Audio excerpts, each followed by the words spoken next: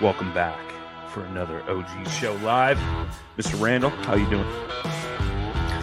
What's up, everybody? Welcome back to The Reel Down. Welcome back to another episode of Bass Fishing for News. Hi, boys and girls. Welcome to, once again, the Bass Kayak Adventures. Brother, this is the final cast. Another segment of Chasing the Tide, your saltwater connection on the paddle fin. Welcome back, everyone. Another episode of Feather and Fur. Your host, Brad. Welcome back to the Mindset Podcast. I'm your host, Crystal. Hey, welcome back to Off the Water. Happy Susie Q here with Adventures of Outdoor Woman podcast. Hey guys, welcome to the Rusty Hook Kayak Fishing Podcast. We're brought to you by Pelican, built tough for all situations. Go to pelican.com. Eastport Marina on the beautiful shores of Dale Hollow Lake. For all your lodging, kayaking, go to eastport.info. Yak Gadget for all your fine kayak fishing accessory needs. Go to yakgadget.com.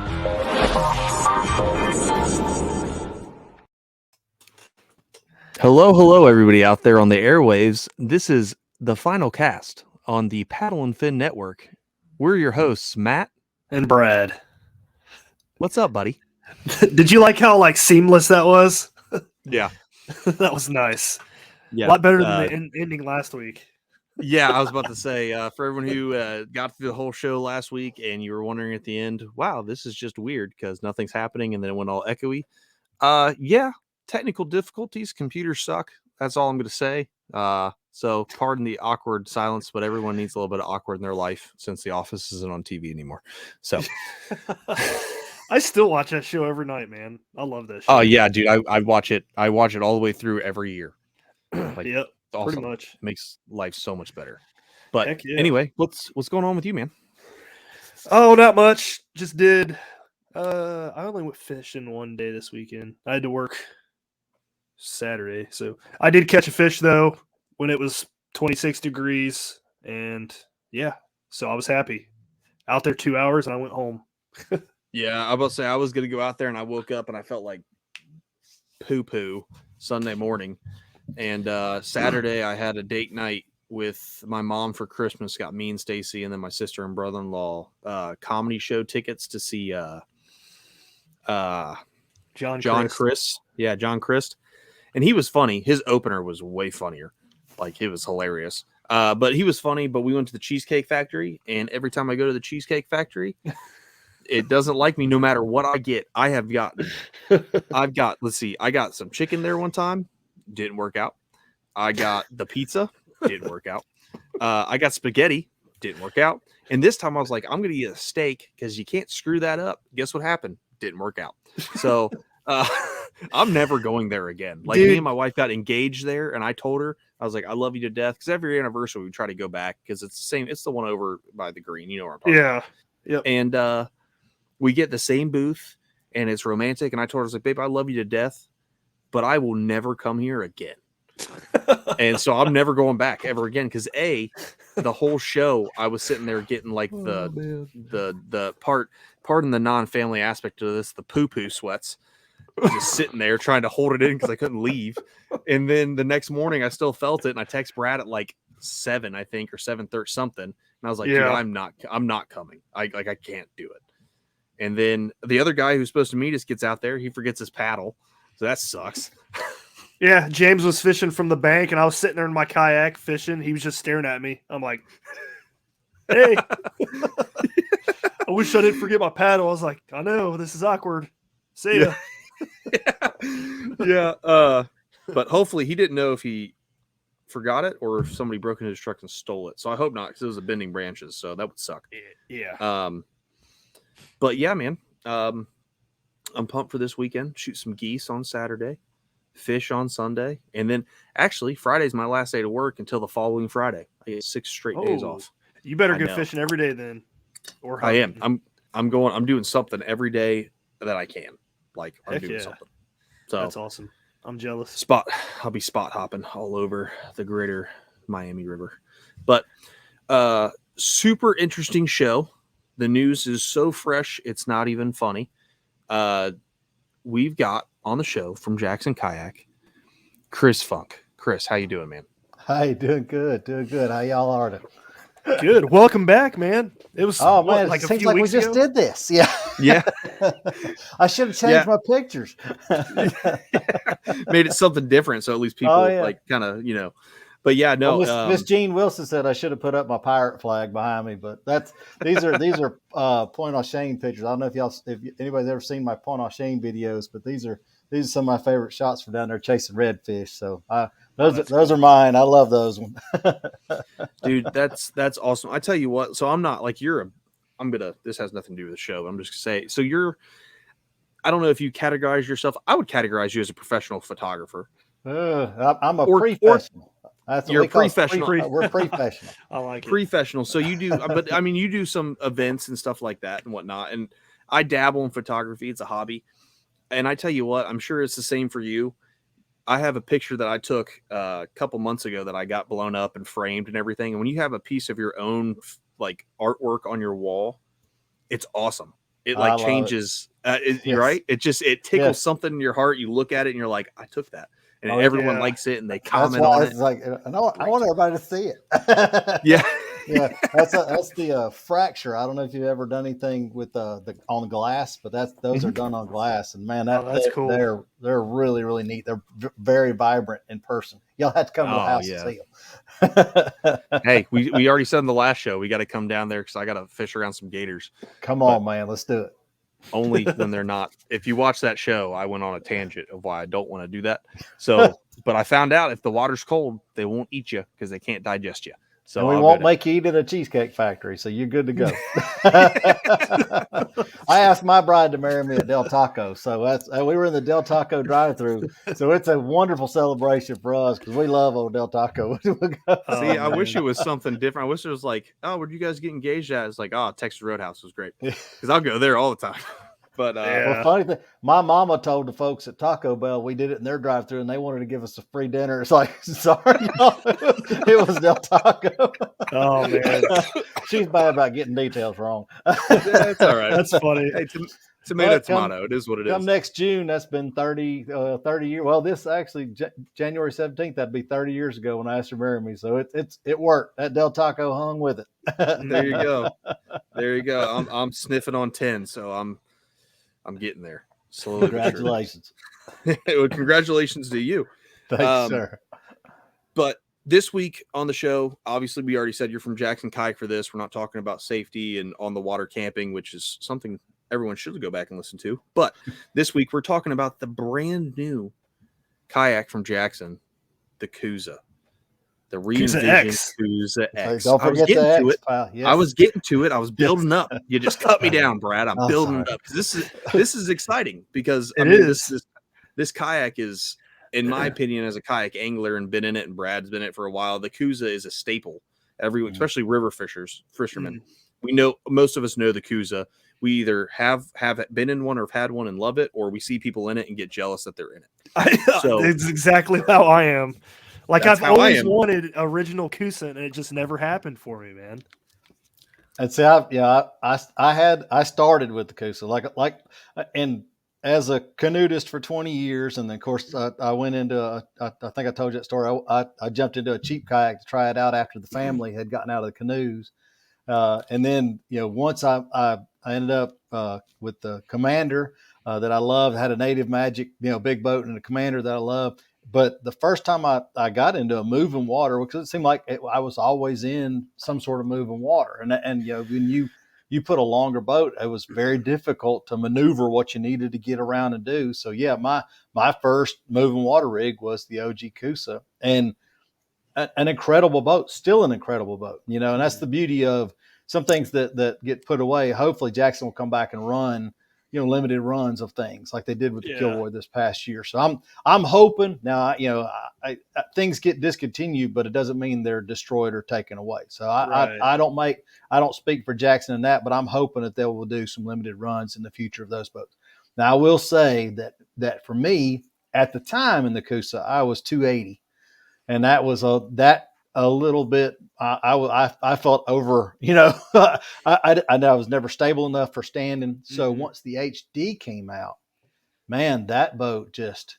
I mean, our first trip, I did 50 miles down in the Everglades, 50 miles in 3 days of paddling in incredible winds. I'm talking incredible winds, and was standing and throwing a cast net with sharks swimming around the boat and crocodiles. You know, I mean, so you've got to have trust in a vessel to be able to do that. But you were in the weirdest spots all the time. Either alligators in the rivers and the swamps, or crocs and sharks. And croc is like a whole different breed of. It'll eat alligators. It doesn't care. It eats everything. Yeah, you won't see very many alligators in a lot of spaces because of the crocodiles down there. Yeah, you are 100% correct. That's we're turning into like we should have an Animal Planet show of like most dangerous kayak, kayak fishing encounters with Chris Punk. I was kneeling. You know, everything out there would. If you step out of the boat, I actually sunk down to like my chin in that old egg fart mud down there because I thought it looked like solid ground. As soon as I put all my weight on it, I sunk. You know, and I did a deep water re-entry in 3 inches of water down there. But I actually got out in a spot because I caught a 32-inch snook, my biggest snook ever, and I was awesome. You know, holding this thing. And a buddy that lives down there, he's like, there was a house behind me, so he recognized where I was at. He says, "I just want you to know you are kneeling in a known crocodile sunning area." And I'm like, well, it's a good thing I got away with that. Because they're not like gators; they'll just attack you to attack you. Well, from what I understand, they can be considerably more aggressive. But now, American croc is not like a saltwater croc.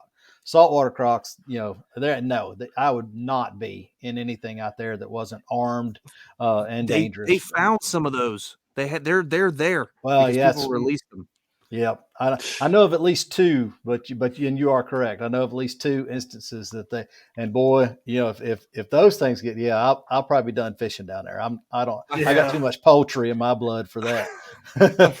I'm pretty sure this has nothing. Everyone knows our show. We go down dumb rabbit holes, and it is what it is. This has nothing to do with it. But I watched a video of a croc in South Florida. It was somewhere down in there that was eating a bull shark, a big one. It just ate that's it. crazy. That's stupid. That's dumb. Why is that a thing? Like that? That makes no sense. Yeah, but anyway. I think I started us down that rabbit hole to say that the Coosa, you know, I mean, from the OG to the HD, everybody knows those as moving water boats, and to me, I thought the HD was a wonderful evolutionary change in that line. And then, so when it came time, now, I mean, it was just called Riverboat. Matter of fact, the thread is still called Riverboat on where we all got together and all the team members that were you know talking about it and having input on it. And we threw out multiple names. I mean, it was not, you know, our thought wasn't going to be Coosa at first. And then we said, man, look, the Coosa is a name that it's known and loved. And and honestly, let's just continue on with that line, embrace it. And I'm not sure who originally suggested the X, but the X came out, and it's like, man, Angie and I, my bride, you know, in the videos, we immediately said, you know, well, because there was some kickback. Somebody said it's going to be extreme. You know, it's like, well, for some people, getting out on the water alone is extreme. You know, for some people, the first time going through a class 1 rapid or paddling with an alligator, you know, I mean, there's a lot of levels of extreme. You know, you don't all automatically have to go to like life threatening for extreme. It's just getting out of your comfort zone for some people's extreme. So yeah, if you want to call that X extreme, you know, so and then we came up with the X marks your spot. You know, find your X was something that the team discussed together. And Angie and I, we it's funny. You guys don't know the number of times just sitting here on the couch talking about this boat, and then getting all the team members' input on, you know, the internal rod storage, or how's the seat need to work, or all right, now that you got internal rod storage, you can't have standard foot pegs, so somebody's, you know, got to develop these type of foot pegs. And I'm telling you, you know, all we were doing is spouting ideas. You know, the design team, Tony Lee and the rest of the crew there that at Jackson that literally wizarded that boat out and worked it out on CAD and got it worked up to where it was a plug to be put onto the water. I mean, the first couple that went on the water, I've seen pictures of them, and they don't look anything like the final evolution of it. But once I got, and you know, I got to lay eyes on it, it's like that's a pretty awesome boat. Yeah. Now I will tell you guys Go ahead and say it. It's freaking heavy, and I know it. That's all. I kind of wanted to start off that way. Like, I wasn't going to mention, like, not hating on the boat, but 95 pounds is heavy boat. 95 pounds Let's is talk a about very that. heavy, and it may even be 98. I'm not 100% sure. It's one or the other.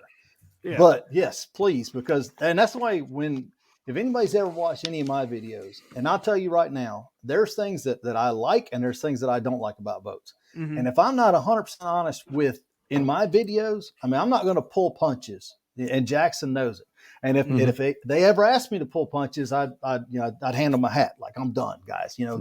This is not me, because that's the way I do things. And to me, it's to be 100% honest. I don't want you guys to grab that boat and say, oh my gosh, this dude was an idiot. This thing paddles like a turd. No, I'm telling you, it is a heavy boat. And for those of us that have fished out of, I've got a Take 2 right now. It's 107 pounds. That's a big old boat. And I've been in the original OG Big Rig. I've been in the Mayflies. And I mean, those were heavy boats. And each time I was like, oh my gosh, when's it going to stop? When's it going to stop? But kind of like what Chad alluded to, unfortunately, there's through the years, there's been folks that have been misled by, are we getting, if Jackson could have said, hey, this is an 80-pound kayak. They could have said it. And they could have said it because it's an 80-pound kayak with all that 18 pounds of rigging on it. Right. That's what they could have said. I think it's like a 70-something pound kayak. And they could have said that, but in 100% honesty, that's what every freaking screw on that kayak weighs. That's everything. You don't have to add anything to it. And that's what thing. It's like, you look at what a base truck costs, and then you add 4-wheel drive to it, and then you add a winch bumper, and then you add a hitch in the back of it. Everything you add to it adds weight, and there is nothing, in my opinion, that could be added to that boat right now. It is literally the most outfitted, bristling with track critter. And I mean, the seat system alone, that part, that high-low seating system, which is wonderful. It's a 2-finger change, for high to low. It is so easy to do. But unfortunately, that seat system weighs like 8 pounds, so that's where your weight comes from, is the accoutrements that go along with it. And the boat had to be wider to have internal storage, for the rods. So there's more weight, because folks wanted that internal rod storage, Yeah. And that was what each person that kind of brought to, it's most of my requests are light and cheap. I mean, I'm an easy date, I want light and cheap, but, and that's kind of the reason why I still love the Bite. My Bite is my throw and go boat, but I'm telling you, this boat will run all the way from the beginningest of paddlers, or I guess I should say the weekend paddlers. My bride, I mean, she is not a warrior for the water. She loves to paddle. She loves to spend time with me. I put her in that boat, and it was amazing. The smile on her face, and she could get it up to speed. She could do whatever she wanted to with it. She ran the big rapids with it. And then I actually went over to photograph the other guys doing it. She ran her in the Liska just because she didn't want to regret not doing it. It's like, and we just talked, do you want to spend life sitting on the sidelines? We'd had that discussion. Do you want to get in the game and get up, or do you want to, nobody remembers stories of sitting on the bench? And we'd had that discussion. So she actually ran her Liska through the rapids, and man, she was puckered, but I mean, she did it. She rocked it like a maniac. Well, I'm over photographing the other guys, and I look up, and dadgummit, my bride is taking the X back up to the rapid to run it in that boat.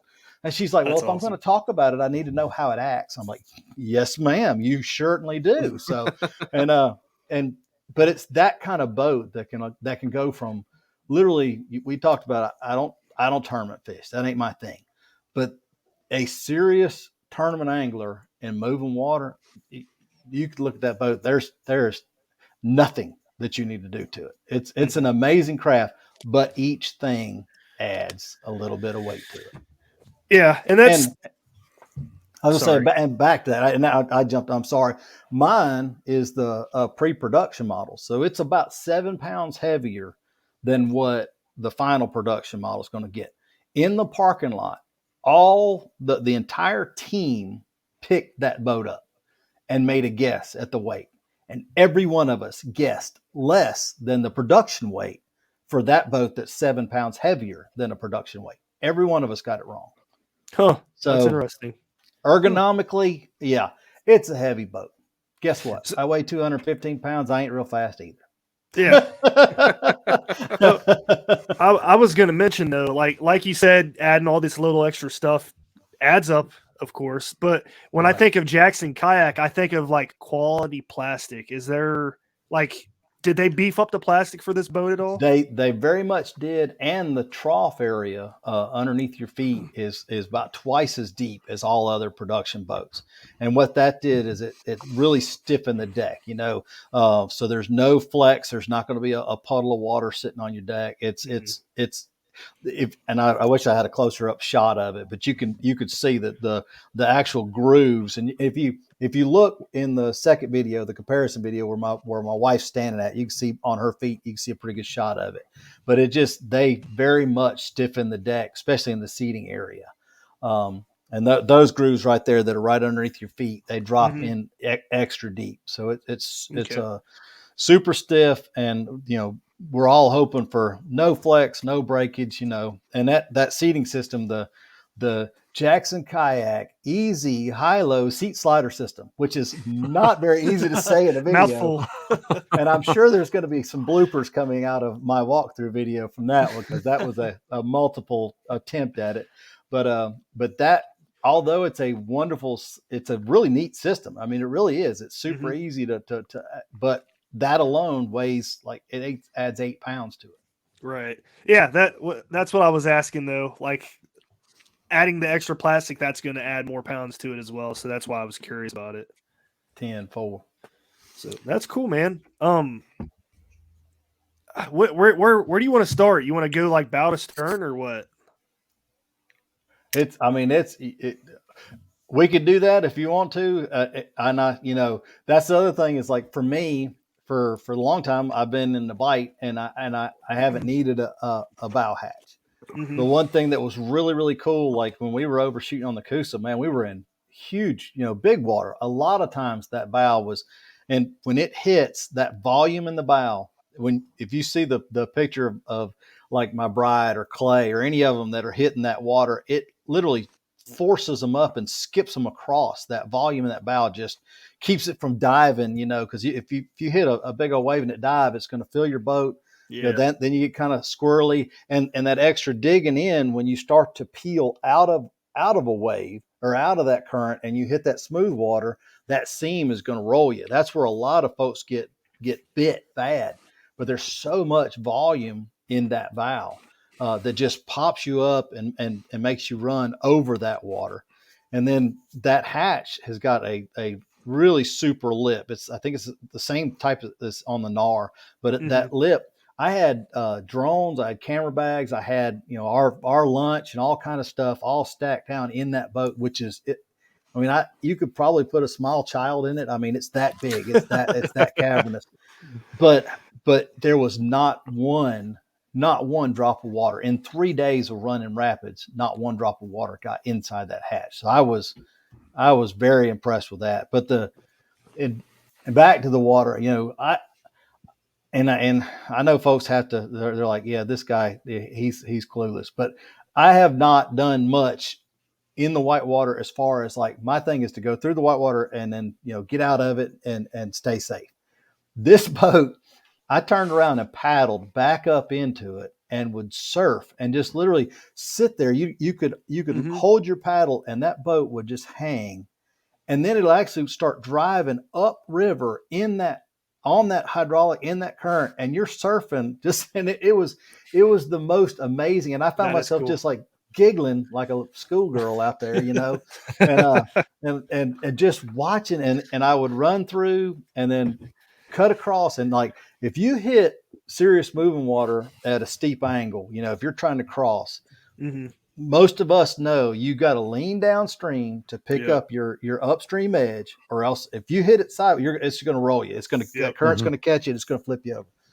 But this boat, man, I would lean down and just kind of angle across it and just shoot across to the other side. And then once you got across, I could slide right back up to the rock and play again and slide back to the other side and come back play. And it was like, this has got to be the most fun I've ever had in a terrifying area. That's awesome. and it amazed me what the capability, like not just running through the whitewater, but being able to run back up into it and play. And I mean, like one shot, the Jameson, he needed me to go back up and run the rapid again, but instead of actually going all the way back up and around I just attained out into that whitewater, and I have never been in a boat that I would try to do that. When I just would curve right out into the whitewater, lean down, stick a paddle in, let it catch that blade, and I just turned, whipped out in it, and I was grinning like a mule eating briars the whole time. So it was pretty awesome. But then to be able to say, if y'all want to go, and I'm sorry because I'm thinking back to the trips that we had with it so far, but to do all that, but then have a boat that you could still stand in, and I mean not stand like oh, okay, I'm good, I might be able to make a cast. I'm talking like you could stand and dance, pee, do whatever you need to. You could stand. Yoga. I mean, it's not big rig stable as far as like when, the big rig felt like you're standing on earth, or in a driveway. It just that I always said it was driveway stable.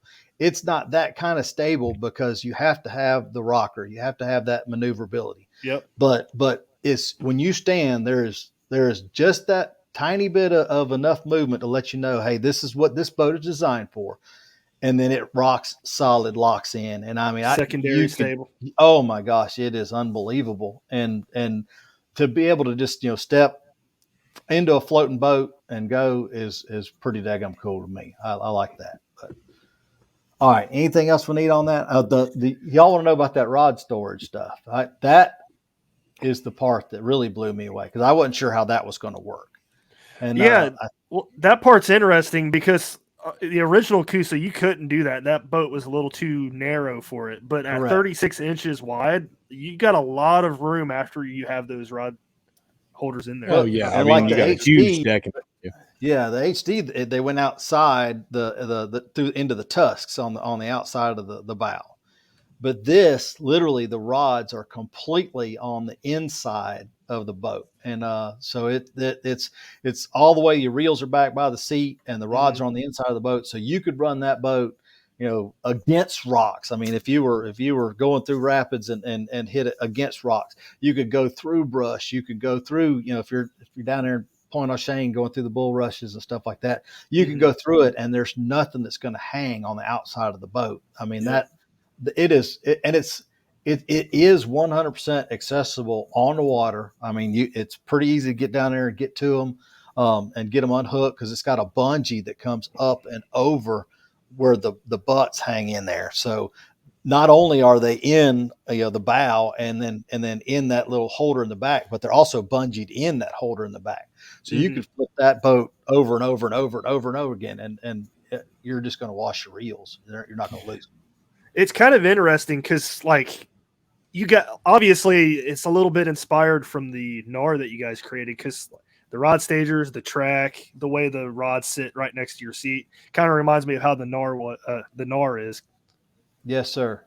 And the back track in the back tank well, you could take that rod stager, the three loop rod stager, and move it to the back and be able to put your fly rods in it. So I had 9-foot fly rods, and they kind of flex around the seat, so it gets them down out of the danger zone. But I mean, you could put 4 9-foot fly rods. I don't know who would ever tote 4 fly rods, but I carry 2 generally speaking. But you can carry 4 if you wanted to, but 2 extremely easily. Interesting. That's kind of cool. Yeah, for sure. Yeah, we're talking about these things right here, right?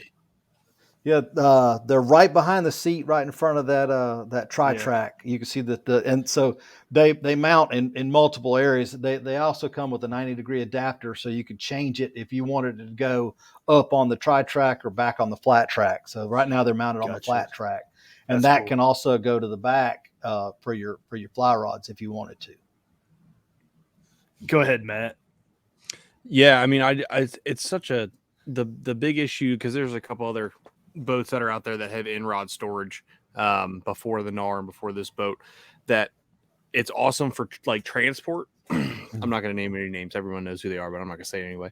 I understand, and that's one thing I love about you guys and us. That and any decent Jackson team member, I think any decent, true, and we're not pro staff for anything other than promotional. Y'all know that. I mean, that's all we're doing. I'm a content generator at best, and hopefully a decent fellow along the way. But none of us need to run down another manufacturer. Oh yeah, for sure. All of us want our buddies to be on water. We want to be happy, and I'd love to have you paddling the Jackson. You know me, that's my kind of thing. But more importantly, I'd like to have you happy with whatever you're in, because I know that means you're going to keep doing it. Yeah. Lord knows the classifieds are full of these people that get something, they put 3 batteries in it and put a trolling motor on the back because I hadn't learned how to paddle it, or it paddles like a barge. Oh, we love that one, and then and that lasts all of about a month or two, and then they're selling it because they can't stick with it. So yeah, COVID was a big eye opener for that, for all the people who got into boats and then immediately got out of boats. But like the other kind, they have in-rod storage, and it's great for traveling, for example. But getting your rods out on the water is a pain. So the way, if you haven't watched Chris's video, I believe it's on Jackson's YouTube channel as well as their Facebook page, and I think is it on your channel as well? That one that's the Jackson one. I've shared it on my Facebook page. But okay, that one. Yeah, ours are different. I don't think Angie and I have that part in it as in our video as far as going in and out of the rod holder. But I'll do that in my next one. Okay, there you go. Now you know. But definitely check out that video because he really explains it and shows it. Which, as the type of person I am, especially when looking at a new boat, you can explain something all day long. I'd rather see it so I can see what you're doing. Well, if you guys have ever worked with Jameson Redding is a wizard and a master turd polisher.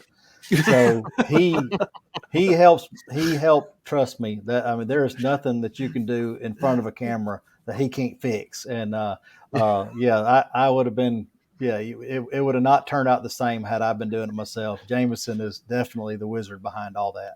Yeah, we had Jameson on for the NAR video. Or the NAR show, excuse me, when we went over that, and I could definitely see that from him. But how it's set up is it's super easy to get to that rear section that will release the rod, and it really seems like if you have, because I know it's set up, you have a lot of people be confused if you ever get looking at it, which I don't have a really great picture showing, but there's 2 holes for your rods. So people are going to think you can have 2, and you showed in the video if you put them in there right, you can do up to 3. And I can tell you, if it was me, I would probably get close to 4 just because I can do it.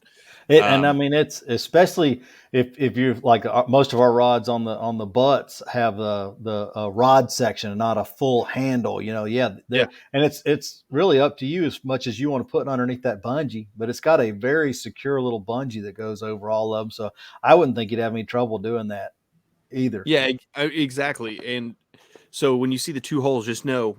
I would say comfortably, you can get 3 in there all day. And what's great about it from looking at it, and obviously you have more experience than I do, but if I was sitting in that seat and the rod I wanted is on the bottom, I comfortably feel like I could take that bungee off and move just the bottom rod out of the way and without taking all the rods out, which is the only drawback that I've had with the other company is if you have a rod on one of those bottom tiers, you either take the other ones out. Let's say you're either fighting to get it out, and that's going to tick you off, or you're going to break a rod because it happens, or you take both rods out over top of it, get that rod, then put both rods back in, and it just becomes a longer process. With this, it just seems like it's back there, flip the bungee, grab the bottom rod, move it out, put the bungee back up, and you're going. And it's quick, it's easy, and that's ultimately what you want is quick and easy. So and see, that's the for me, I would only be running those if I was in that serious moving water or going through, something where I needed to keep the rods down. because like I've also got my crate, my Yak Attack crate. In the back, you could see there's 4 indentations underneath that track around the tank well. Jameson showed me take the little ball bungees that's got the little plastic ball on the end of it. If you use the new hooks that come with the Yak Attack crates, the black pack, you could put those ball bungees in underneath those little 4 things, and it holds that black pack in like just secure, like it's mated to it. So if you do that and then rod leash, on like I'm just saying, if you were on like bigger water, like if for those of you that are up on Great Lakes, type water, and we're worried about rolling on a wave, but not necessarily in shallow water, you could just bungee in your black pack in the back and being able to secure it to that track in the back. It's incredible. That was a neat design, having those little 4 straps, and that's also for strapping in, if you wanted to strap in camping gear or anything like that. And up front, there's security bars on both sides of the hatch as well. And that's the same thing. If you wanted to strap anything on top, those 4 black slashes that are on both sides of the hatch itself, that you can run a cam strap through those. So you can put more gear on top and strap that down as well. Like I said, it's meant to, you could put, a month's worth of supplies on it and then roll it down the river sideways and still get to where you're going and not lose gear. Yeah, that's one thing it really popped out to me when watching the video, because I'll be honest, like I saw Jackson they released their teasers on Instagram and stuff, and then it was when we're recording yesterday, they released, today's the day, blah blah, and we have a Team Jackson in the group for paddle and fin. And I was like, dude, what is going on? 2 of them. Yeah, we have 2 of them. Yeah, we do. We have 2 of them. And I was like, dude, what's going on? Can anybody say? And no one said anything. I was like, this is stupid. Someone tell me what's going on.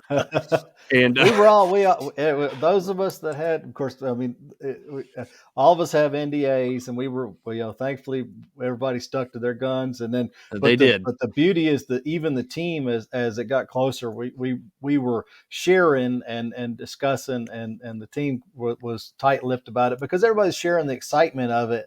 And nobody wanted to ruin it either, believe me, they were tight-lipped, and it was taking me off because I was like, "It's coming out today, it's fine." But no one said anything.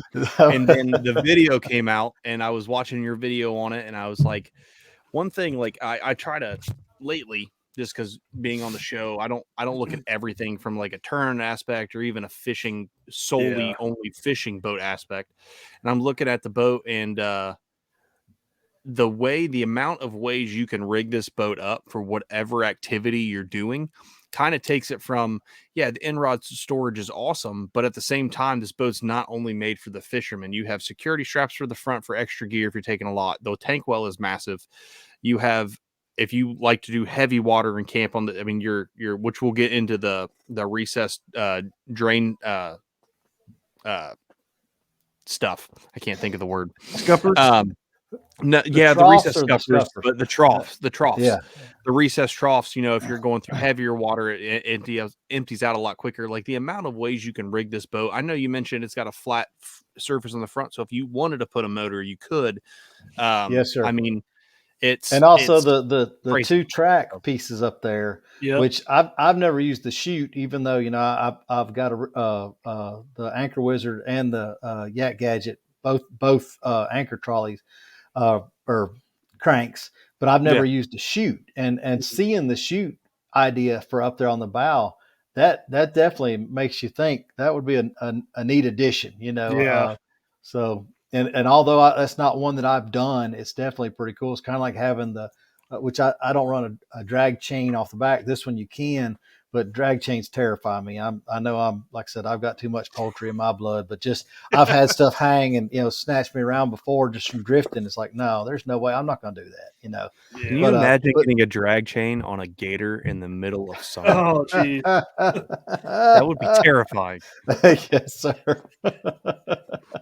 I'm just saying, you get a big enough one, you hit it. I'll probably end up putting an anchor trolley on mine as well, or figuring out how to use or build, even if it's not an installed anchor trolley, I could use that bow eye to use it. Because what I do like to do is run a drift sock when I'm on the flats. if I don't want to just, sit in one spot or then the wind's blowing too hard, I'll just throw that drift sock out. And I like to be able to change the attitude of the way the boat is drifting with that sock behind me. And it'll just slow you down to almost nothing. And you can just let the wind blow like crazy and you can, fish the flat at leisure without just being at mercy from the wind. Yep. That's cool. Yeah, that's smart. Yeah. But real quick, go back to the the front. I wanted to talk because motors are part of the sport now. It's part of, especially if you're fishing out of them. To put that front plate, because I know from looking at the handle, in the video you showed it, super ergonomic. It looks like it's going to be comfortable, especially for transport. But if someone wanted to put a bow-mounted trolling motor on that, would they be removing that handle and using that whole surface area to mount their quick release plate? I would think so, but and that's just because to me, most people that are going to be using a bow-mounted trolling motor are also going to be using a trailer. And that's my. And I would think so, but my only experience with the motor is the Torqeedo, and it's the other end. And I have asked if anybody's outfitted one with it yet. It hadn't happened yet, but man, this sucker would be so fun. Give it with time. Torqeedo. Give it time. There's going to be so a Torqeedo on it. Believe me, within a week. Within a week or two of this boat I could not releasing, wait to see that hull. Yeah, I was about to say, within a week or two of this boat releasing, you're going to see people with XI3s on the front of it. Somebody's going to find a way to put a 112-pound thrust Minn Kota Tarova 36-volt system on it. And you'll have Torqeedos on it. I mean, it's going to be rigged out to where there'll be ways you'll see and be like, I didn't even know you could do that with a boat. And somebody's going to do something stupid. Put a fan one motor on the front. I've seen guys with the Sins that have 5 horsepower Hondas in the rear. So That's somebody's gonna do it. It's gonna happen. Yep. Well, I kind of want to hit on the foot pegs because this is what interested me. So I used to have a kayak that had I know why you guys did the foot pedals. It's because the rod stagers.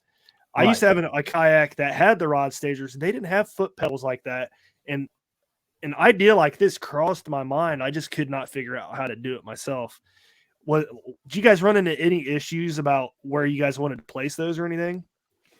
That's above my pay grade. And I because I'm sure there was some consideration with the way the troughs go. Cause if you moved it to the right, you're going to be in that trough. So you've gotta, or left. So, and like for me, I actually talked about, I could take those out, have nothing but a bare floor, and use the tri-track mounted foot pegs, the kind that I use in my Take 2 that come in from the side. But then you lose the ability to put the rods in the rod holders up front if you do that, because your feet are going to be over there where they belong, where they're in those ways.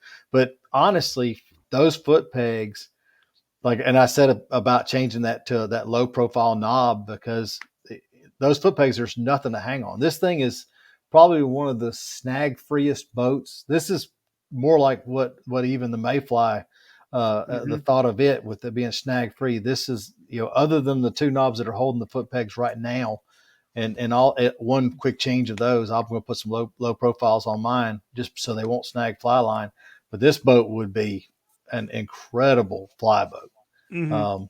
Very, very good for it. I'm looking forward to that once the water warms up. I'm not a real good subsurface fly guy, not the kind that, hop the little nymphs and all the little crawfish flies. Yeah, no, I'm not into that. But if they're chasing the clouds or minnow or something on top, I'll throw the long rod all day long. But it's got to be fast and furious action for me. I get bored real quick.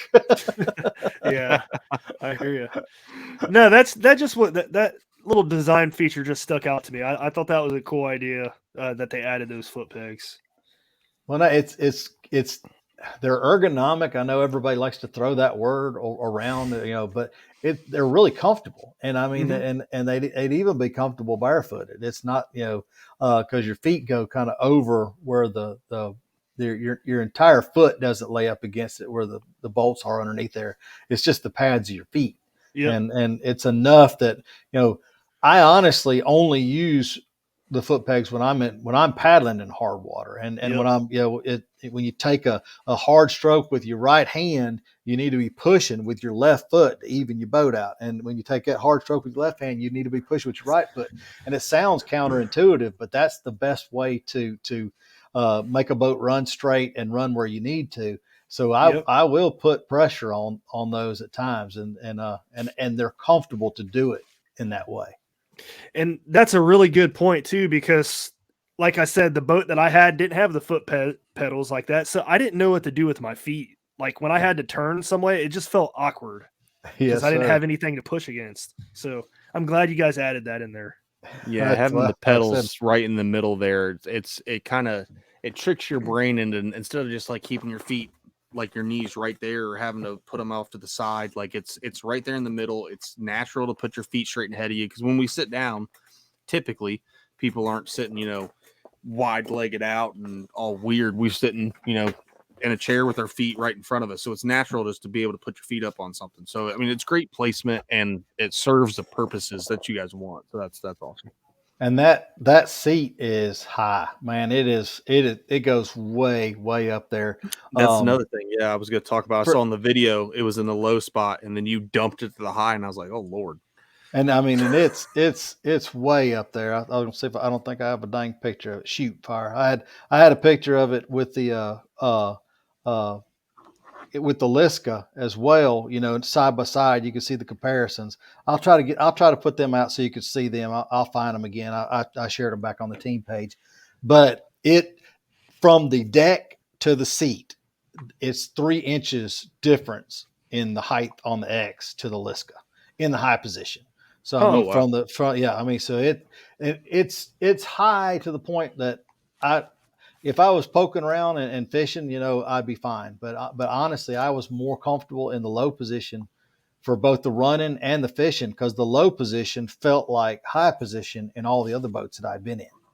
High position is like ultra high position. And I know a lot of people think about adding risers to stuff, and they want to get their seat higher. They're going to love that part of it, because I'm telling you, it's a ultra high position to me. And like compared to the boat, the Bite and the Liskas, which the Bite only has a one position seat, but the Liska's got high and low. The high position in the Liska is 3 inches lower than the high position in the X. That's interesting. Wow. Does that change the performance of the boat at all? No, and I'll say that because the difference in a person that paddles like a high angle paddler, they would probably love it, because it allows them to lean a little more and raise the boat a little bit more. It's definitely more a dynamic paddling. To me, if I'm the higher I am, the more effort I make to paddle. So like if in any boat that I'm in, if I know I got to go 3 or 4 miles, I'm not going to be in a high position in it at all. I want to get in the low position, because to me, the closer I am to the water surface, the more purchase I have on my paddle, the more power stroke I have from the time the paddle enters the water to the time the paddle leaves the water, because of the low position. So I maximize, I guess you could say it's maximizing the results with your minimum effort. So maybe it's because I'm a lazy man. I don't know. Y'all can hate on me, but I think if you're in the high position, to me, it would make the wind affect you a little bit more, which this boat did wonderful in the wind. When wind blew hard, and I mean we went out right, an early hurricane. I mean, we were in the outskirts of it, but it was blowing pretty daggum hard. So we wanted to see how is it going to act, and it would turn perpendicular to the wind and just push sideways, which is so you're not wind vaning. Which you remember the OG-coosa would turn and wind vane, and it would stick whichever way the wind was blowing. That's the way it was going to point. You could always that drives me nuts, man. Yeah, every kayak I'm in, man, it does that. Yeah, but this in one paddle stroke, if you put that paddle in the water and one paddle stroke, you can spin this boat 180 degrees. It blew me away. It just amazed me how quickly that you could turn it and then yet still have a good glide. I mean, it's like you're not paddling, walking the dog. It's not going back and forth while you're paddling. You're not losing effort by having to change your angles back. Once you get your boat up to speed, it just stays there and then it glides. But when you do need to maneuver it, it's got that full capability. That's cool. Yeah, about it. The so I know the seat moves forward and backward too. Yes. Is there a preference that you had, like on a river setting? Would you rather have it forward or backward? I like full back. If I'm on a river, if I'm on moving water, I want it full back because that raises your bow, and it's for maneuverability, and also it puts your weight back so that when you do punch, of course, this thing's got so much volume in the bow. That's probably why it shot so high out of it anyway, because I had the weight in the back. But I mean, even with me in that far back position, it wasn't enough to pop the bow out of the water. You know, you still want enough bow contact with the water to allow you to steer and allow you to track without having to just be all willy-nilly. But I think I called it buck wild in the video. But yeah, if I'm on moving water, you know, I want to be in the back position. And then once I hit a smoother stretch, the bolts are right there underneath your legs. You can just reach down and loosen them and literally slide the seat forward on the water while you're moving. And if you want to adjust the attitude, you could adjust that bow back down, and then she'll track like a dream. But if I'm in moving water, yeah, you see it's got a pretty good distance between the seat and the tri-track behind the seat. You can go all the way back to that tri-track just about with that seat. So it's got a full. And I wish I'd measured it. I'm sorry I didn't do it, but I bet it's almost 10 inches of fore and aft just in the seat base. And then when you go from low to high, that changes the seat fore and aft as well. So there's a lot of adjustment in it. Interesting. Yeah, that seems like it's getting more popular today. Like those seats moving back and forth like that, it's pretty cool because then you're personalizing your kayak to how you want it to react. Well, yeah, exactly. So. And then and look at how much gear. I mean, it used to be, you jump out there and you had, I mean, honestly, kayak fishing started out simple, you know, and it was just a few boxes, you know, a couple rods, and it was as simple. Yeah. It is not simple anymore. Now people are putting, like you said, 3 batteries, you know, I got to have a battery for my electronics, and I got to have my battery for this motor. And now there's another motor on it. And having a boat that can change and move that seat back and forth where you could trim it. You know, I mean, I can remember back in the day in the canoe, I brought out a fat lighter stump and I put it in the front of the canoe, and I paddled with, you know, the nose of the canoe was down, and I literally zero spook walked the dog all the way back to the landing because I was an idiot and put the heavy thing in front of me, you know. And that's what you don't want to do. That's going to totally, it affects your paddling, and it affects your safety as well, because you're going to be wore out by the time you get somewhere, and you're not going to be able to get away from stuff if you need to be able to get away from stuff, you know. So being able to trim any weight, and we talked about it on the camping, same thing. If you put all your weight on the front of the boat and can't trim your seat back, that is going to be a miserable trip, because you will be fighting that. And guys, we learned that in tandems. I'm blessed with a little bitty bride, you know, so she can sit anywhere she wants to in a tandem boat. But for fellers that's got brides that are a little thicker than they are, if you put them in the front of that boat, you're going to hate life, you know. And what you need to do is say, "Come on, baby, get back here a little closer to me.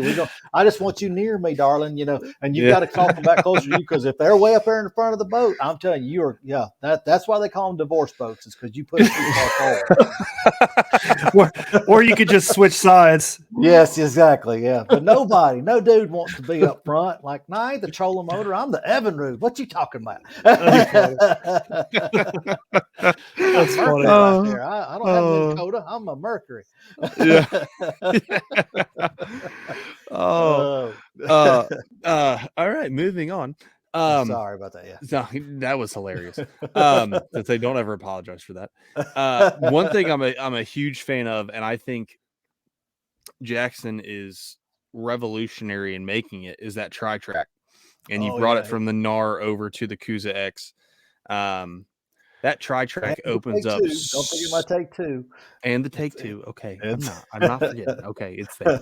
But the tri-track really opens up rigging options. Because like you said, kayak fishing is no longer a simple man's game. It can be. That's the joy of it. If you want it simple, it can be. Or you can be like me with my first boat that I had an XI3 on it, 10 rods, 6 cases. plus 3 things of plat. Like I had too much crap in my boat at one point, Right. but I fixed that. But anyway, the tri-track really opens up rigging because you have, for people who don't know what the tri-track, it's a 3-sided track. So you can put stuff anywhere you want at any angle you want. So explain, kind of, because that tri-track, unlike the NAR, doesn't run the whole encompass the boat. It's just right in your working area. But was there any design, thought process going into that, like building the boat around that tri-track or anything along those lines? That was a definite want because of the versatility of it. And like you said, you said it exactly. It was in the working area. And for me, do y'all have spider rigging? Do y'all ever have folks spider rigging for crappie and all? I'm sure y'all. Yeah, y'all I've heard call of it. crappie, Yeah. But I mean, you even something to that point where you could and imagine right in front of your seat. You could have 6 rod holders or 8 rod holders, so there's that. But look at how many folks now are everything from the retractors that you can get that go into track to your cup holders if you need a cup holder, your plier holders. There's lots of different tool things, and it's not just a rod holder area anymore. It used to be that's all you put in the track was a rod holder or a flag or and a light, and that's it. Yeah. But now it's like, Yak Attack, goodness gracious, and Yak Gadget have just revolutionized the world with stuff that you could put in that area. So you needed more room, and then by having the tri-track, being able to really, you could effectively mount it on all 3 sides. It opens up a lot of area, plus it's a little bit more versatile for the placement of it. And it's been more useful than what even I had thought that it could be. And on the Take 2, that's where we've got our Torpedo throttle that Angie and I run. So but yeah, I'm impressed with it, and I know that was the reason it was put there. For one, is it's just in a perfect place for all your working area and everything that you need. Now, I know you saw in the video, it's even got the little paddle clips that are on there. You can mount those. Those are on the side. They're on the side by my seat. If you're a high angle paddler, you may want to try to figure out how to put them up on the top. Because if you're a high angle paddler and your hand goes right beside the boat, you may catch that paddle clip with your fingers or your paddle. So I guess that's another good thing is it's customizable for what you want. You make it however you want. Yeah, and that's great point with the paddle clip, because as a high angle paddler, if you clip it to the side, like my paddle stays pretty much constantly. I use the Yak Gadget rod stagers, and I use the top one for my paddle because it's out of the way, it's up top. But those paddle clips are fantastic because it snaps in there, which is great. And with that tri-track having 3 sides, you can put that paddle up top and still utilize, you might lose the inside track because the paddle's there, but that whole outside track's still available. Right. So people who like to put a fish finder, let's say you don't want to put it on the other side, you love it on your left, but you love your paddle on your left, you can put the paddle holder on top and still have your fish finder angled out to the left. Yeah. And it's still there. Like it opens up so many possibilities to where, kind of like what you said, it can be like, if you want to make this super snag proof, put your paddle on the top and now nothing's hanging out the side of the boat. Right. Like not a thing. And as a river angler, I know you mentioned like bigger water people, have a box in the back and they'll put rods straight up. I've got to, even when I'm on big water, I won't put rods up for the simple fact that I become a mast and I start blowing around everywhere, and I'm tired of hearing wind go through my line. Hear that singing. That's the alarm that means you should go to the house.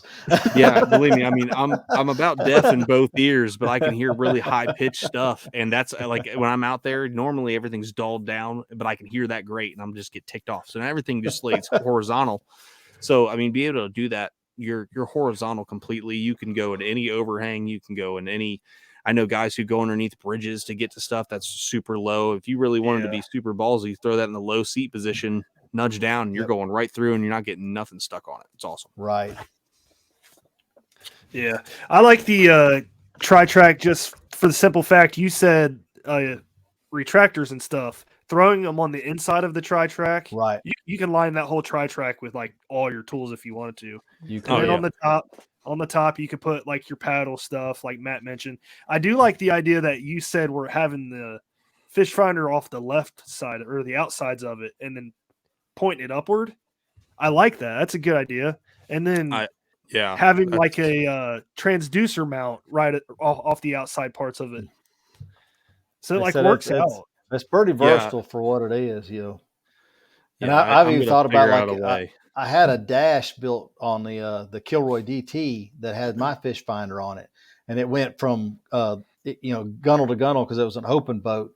But I mean, that would be super easy to build you a custom dash right there in front of the pedals that goes from tri-track to tri-track and do whatever you want to. You can mount whatever you wanted to on it, and it would be easy to pull off and take with you back to the house if you don't want to leave your electronics on the boat when you left.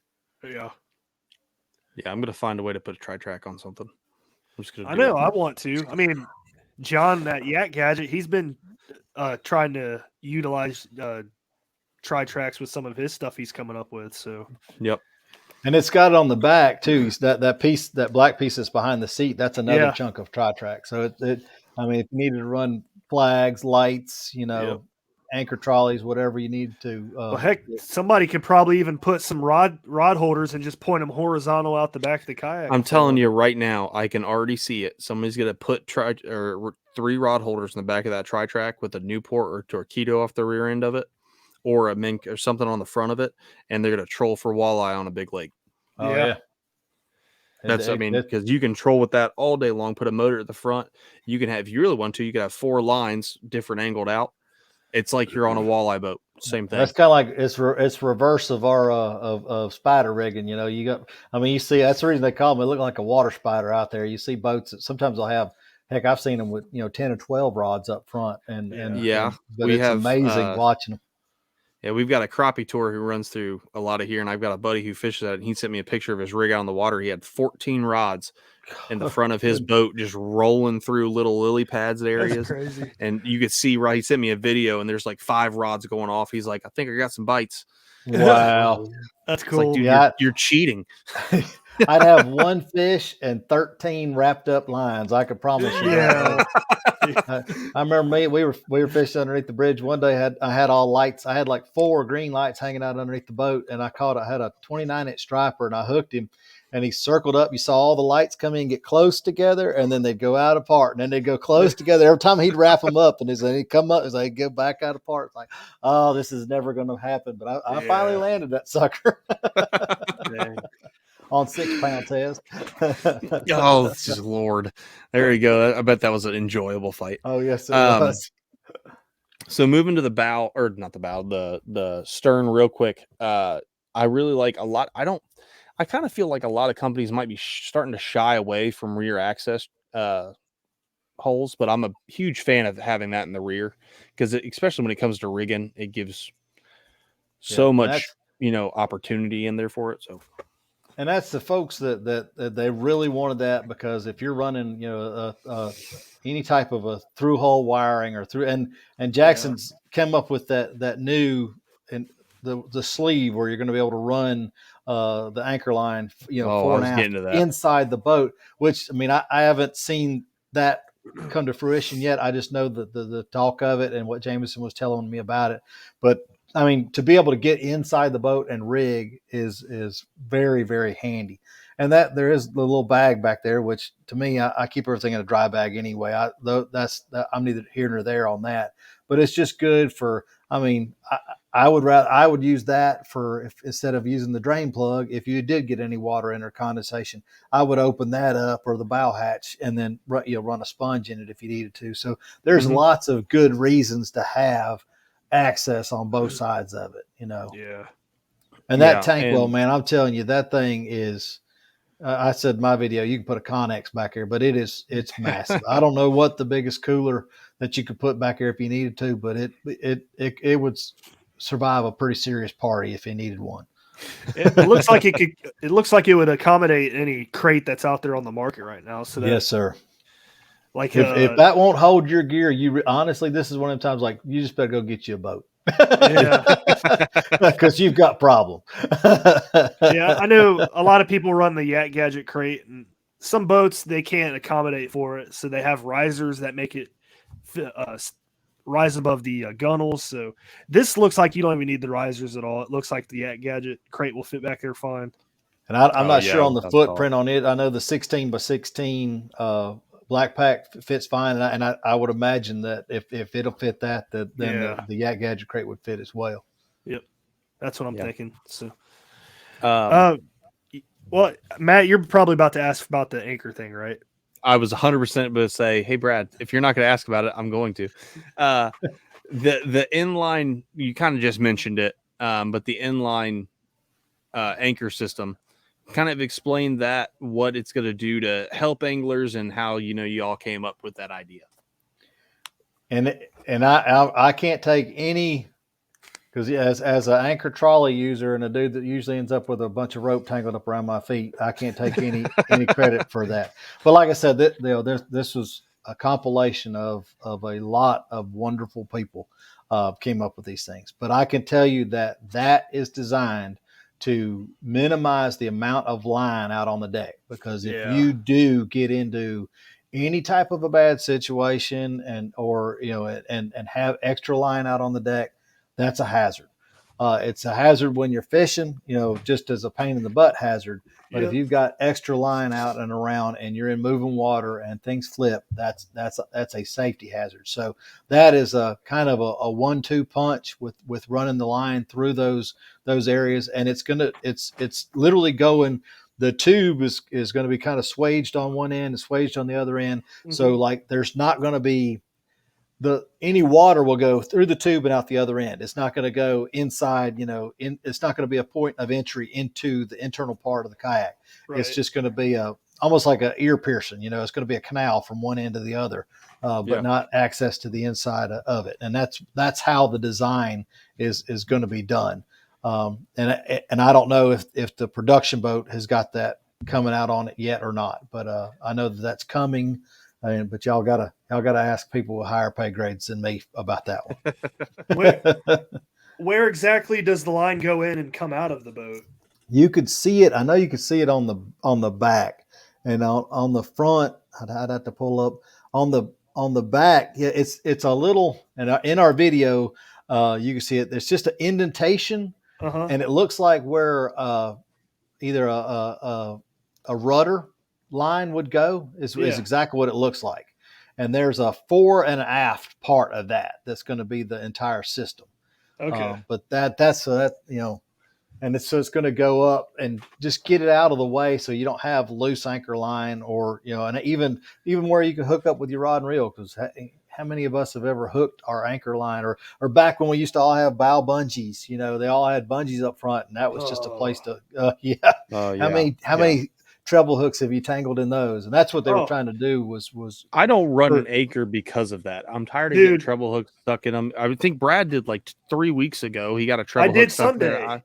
And I'm seeing him like get to the front of it, stand up, trying to get undone. It's just the most annoying thing in the world. So that that system's awesome. And one thing I'm thinking, Chris, if anything happens from this, I want my royalties. But and I'll have proof forever on multiple podcast platforms. But you kind of said it. I'm just going to steal what you said. Obviously, there's no rudder on this boat, correct? Correct. With those troughs, how deep they are, and that system, I can easily see Jackson coming out with a rudder upgrade that runs through that system with the Spectre wire that runs up to your foot pedals through those troughs, and you could have a rudder built in. I mean, you could put a rudder on anything, but I said to one feller, which they blasted me because I think I got kind of smart mouth, but I said putting a rudder on this boat would be like putting a trailer hitch on a Corvette. I mean, you just I don't know why you want to take the most maneuverable boat that still tracks well and put a rudder on it. For me, I wasn't thinking mostly rudder. I was thinking foot controls for a torpedo that's very doable. And yes. And I mean, cause like even the Take 2, which all mine's run external, and with this amount of track, oh dude, you can run whatever you can. Yes. That would be very easy. But, and that's what I try to tell people. I could add a rudder to it. Yes, I could add a rudder to it. All it would take is one little bit of redneck sheet of aluminum, and I could put a rudder on whatever you want. Now, but I have not found a need for a rudder. But I promise you, this boat with a torpedo would be a blast. Yeah, thing would be. I don't know how you would. How would you like foot steering with that though. So what I was thinking, go ahead, for something like this is because obviously that line system, I'm sure it runs, like you said, it runs from bow to stern, but I also believe, I would assume that it's going to have a little bit of space to where it comes out kind of right where the seat's at. So if you put an anchor wizard there or something, you can control the line. So your anchor wizard's like, that would make no sense to put it at the stern if you're sitting there. So if you run the Torpedo with Spectre wire for your left and your right, you run it to there and have it come out and then go underneath the seat through the trough to the pedals, I'm sure you can make that work. Yeah. Or if you put some kind of aftermarket on the tri-track, like foot pegs. Yeah, something like that. I mean, I could see that too. I don't know. Now I just want to get the boat and screw with it and see what I can make happen. If you did do like the aftermarket, like same one that I've got, the foot steering that goes on the actual track, mine's mounted to my tri-track on the Take 2. Okay. And so it would be a little higher, than the rod tubes. You would just have to be careful of whatever rod, if you did have a rod in it, but it's definitely workable in that area. And like I said, it mounts to the top of it. So it's a pretty cool setup. And even though I'm a Torpedo greenhorn, we've had a blast with it. They're fun, they're man. awesome. Yeah, I used to have one. I love that thing. It was fun. I'll try to see. Shouldn't have sold it. I'm not very smart. No, you're not, but it's okay. I've only been telling you that for like 2 years now about selling stuff. Yeah. And I told you, Fib, it's not on my tri-track. It's on the flat track in front of it. Oh, that's cool. That's my foot steering, but and my throttle's right there on the tri-track beside it. It's just got a small piece of it on the Take 2. Yeah. So if you don't mind keeping that picture there, you said the Coosa-X seat is 3 inches higher than that seat in the high position. No, that's the Take 2. Oh, okay. I was misunderstood. Give me a second. If you give me a second, and I'll find that picture. Y'all just I talk think it would be amongst nice yourself. to know. I think it would be nice because obviously the high-low seat stuff is something. Crescent just came out with their new seat system where it puts a high and a low seat on, their light tackles because of the shoal. He had the high and low, and everyone loved that. And that's what everyone was looking for in that. Bonafide's always been known for their high and low seat position and their seat. So people I get people ask all the time when I'm talking about kayaks, oh, how high is the seat? Is the seat high enough to fish out of? And I was like, well, I mean, yeah, it is, but you just got to look. All right, y'all. Let's see if this will work. All right, now this is the Liska in unicorn fart is the colorful.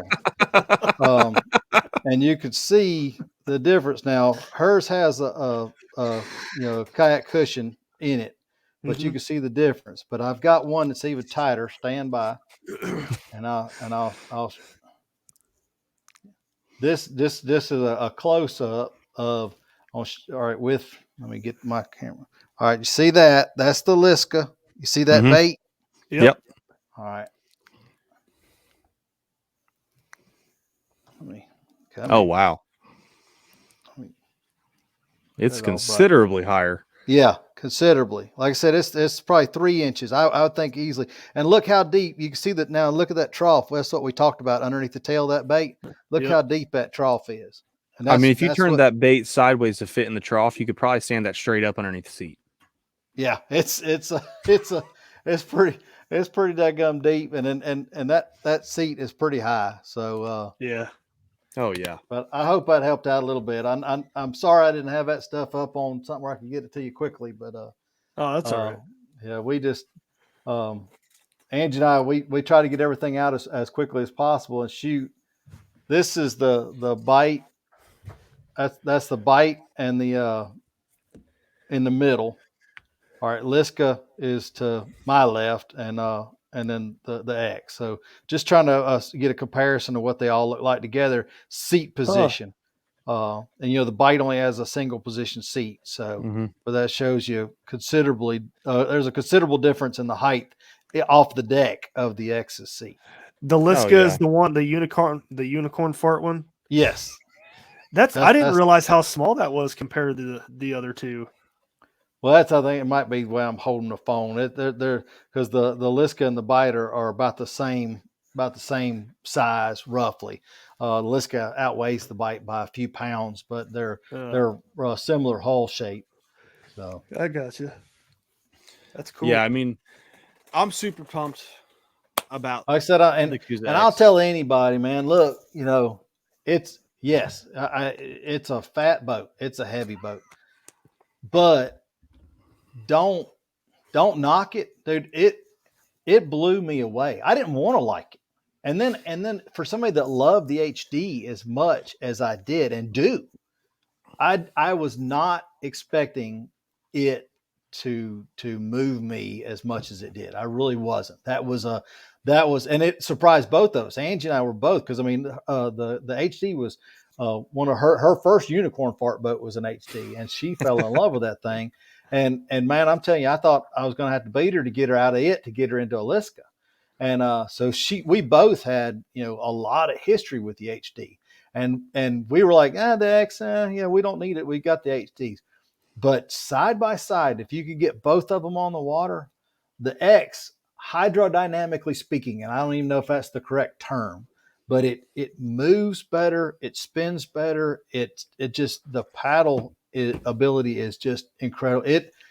I can't say enough good about it. And literally the only bad thing that I could say is the weight. That's it. There is nothing on that boat that I would change other than, I wish it was, 20 pounds lighter. Yeah. And when it comes, I was too. Yeah. Well, hey, that makes two of us in that camp. But when it comes to weight, I mean, I know I've talked to people and they always want a lighter boat, especially when they think river stuff. But I honestly think we're kind of moving away from that thought process a little bit. For the simple fact, a lot of your mainstream boats are 90 plus pounds now. Mm-hmm. For most of them, like you look at Crescent, they're still super light, but they're really based, like their boats are 100% based around paddling. Like they're a paddle boat company. Now you like Drew Gregory and all them, they put motors on the front of a light tackle and on all that. But when you look at all these boats that are coming from, companies where, like I said, I think the Coosa-X is designed for anybody's activity, whether you're camping, just pleasure boating, fishing. I think it was, in my opinion, I could be wrong. I'm just an outside guy looking in, but I think it's still based, its primary foundation is going to be on the fishing aspect of it with your rod holders and things along those lines. And your fishing kayaks, your primary foundation fishing kayaks are getting heavier. And I don't hear people complaining about that as much. Like, for instance, my P127 with the drive and the seat weighs 120 pounds. Mm-hmm. I don't really care to be a lot. I mean, you can ask Brad. I take that on every river trip. I wasn't going to. I just really like the boat. And I have two other kayaks. I have a 10-foot SS107 and an RS117 that are my river boats. And I said, you know what, man? I've been in that. I've been in the SS once this year. No, twice. And the RS is currently getting fish out of my friend. I don't even have it in my possession right now because my heavy, fat P127 goes with me everywhere. And that's not a river boat. I just like the boat. So with the Coosa, that's a comfort factor, man. And I mean, you're comfortable in that boat. And I mean, I look at stuff. It's the same thing as deer hunting. I'm not going to tote a gigantic stand if I'm hunting miles away from. I'm not going to do it. I'm not going to do it. I'll either hunt off the ground, I'll figure out some other way, or I will tote the lightest stand that I could possibly tote to get back there. I remember one time I tried to carry a hand climber and I was too fat and I got about 10 feet up the tree and I thought I was going to have to call my wife to bring a ladder to me to get me out of it. Cause I'm like, I'm going to have to jump. I'm going to have to leave a stand here. I can't get down. And I mean, it's cause I had, I was an idiot, but anyway, back to that. I'm not going to be that far away. And if I was going to be in a place that 10 or 15 pounds made a difference, I'd probably be either in a solo canoe or an inflatable. I'd be in that Cuda 126 by NRS. I mean, if it's that big a deal to you about weight, I've got some really good suggestions for you, pal. And unfortunately, in the Jackson line, believe it or not, the stacks. People don't look at that as a fishing boat, but Emily Jackson kicked a bunch of folks' butt in a tournament fishing out of a stacks with one fishing rod and like 2 packs of worms, and the stacks would be a wonderful creeker, to jump in and go. Now you're not going to have your stability, but I mean, come on, you're in a creek. Most of us, if we're in a creek, I'm dragging a boat behind me and walking it and fishing it anyway. Yeah. So it's just, I don't know if we're to the point now where it's like anything else. Your best bet is to have one boat that you fish in all the time that you like a whole lot. And for that strange situation, it's kind of like what most of us kept a Kilroy around. I keep a Tripper around just for that. The Tripper's the lightest boat that I've got, and I can throw it on my shoulder, put 2 fishing rods in it in my hand, and go and never look back. And it's a good paddling boat. It's super light, but you know what? I'm not going to run it down anything that's got big rapids in it. Yeah, I think it really comes trade-off. down to you said it best yourself when you mentioned the CUDA, because I've seen the boat. Brad's had the NRS, the Star version, Arrival. the Star Arrival, which is it's not the same boat, but it's like the foundation of what the CUDA Right. and the Tarpon. I think is it the Tarpon? No, the CUDA and the whatever their other boat is. I can't remember, but there's options. If you want light, you said it great. There's options. I could tell Right. hey, if you're worried about light and you want to still fish out of it, NRS makes great inflatables. Other companies are making, you can go out and get a Hobie Lynx. You'll pay for it, but it's a super light inflatable boat that it's got a pedal drive. If you want a pedal drive in an inflatable, there's options. But when it comes to like these style boats, I really don't see people complaining as much about the weight anymore, for the simple fact that you're getting so many accessories and options for upgrading them. That I think people are kind of saying, okay, well, if I want all this stuff on it, because you said it, kayak fishing is not simple anymore. If I want all this stuff on it, it's got to be a little bit of a heavier boat. And people who complain about heavy boats get a heavy boat and start fishing out of it. You hear them change their tune pretty quick because they realize I have a little bit heavier boat, but there's a pro to that heavy boat, because with every con, 9 times out of 10, there's a pro. That heavy boat is a little bit more stable. I can put more stuff on it. The weight capacity is higher, especially for guys who are like taking long canoe or camping trips. You can take every piece of gear you want at a 425-pound weight capacity. So, I mean, I think that complaint is starting to disappear. I kind of don't want it to, because once it disappears, we're to see like 150-pound, 200-pound kayaks. Oh, trust me. The folks we are all, because you see this gray. I mean, this ain't going away. None of us are getting any younger, and that argument is there. But unfortunately, the argument that we've got to have this accoutrement and this accessory, and we got to have this ability and that ability and this, all that it gets listened to too. And the one that unfortunately gets ignored because is the weight. And that's the one that some of us are very concerned about. Price is another thing that some of us are very concerned about. I was one that fought for the bite, because I said if Jackson didn't get a boat under $1,000, we were going to price ourselves out of a market. Yeah. Well, then the market went crazy, So, and I fought for that type of a boat. And I still think like the bite, wonderful boat, 74 pounds. Man, I'll fish that thing all day long. There ain't a body of water that I wouldn't fish it on. Moving water, I'm not comfortable in it in. I wish the seat was a little lower in moving water. So that boat ain't made for that. But if I'm going to be in moving water, you better believe that X is going to be underneath me, and I'm going to shoulder that extra 98 pounds and say, well, she's a big old beast, but she's going to have to be fun, because that thing paddles. I'm telling you guys, it'll put a smile on your face. You will giggle like a schoolgirl. I need to try it. Come on. Yeah, we're gonna have to get in it. See, that's just another reason probably have to get down there. Yeah. Well, I already texted Jason Ricketts. I was like, you get a Coosa-X? He said, yep, it's on its way. I'm like, well, we need to meet up and you need to let me try it. Please, when you do, let me know. I want to know thoughts. Like I said, I know this is a brand new sparkling thing, and there's a lot of opinions out there flying around already. And all I can say is I will sit you in it, and it'll either shut you up or it'll totally, make your stuff valid, and that's fine. Because if it's valid, then you go get back in your boat and love your life. But if you get in this boat and it changes your mind or changes the way you do things, then hey, we're successful.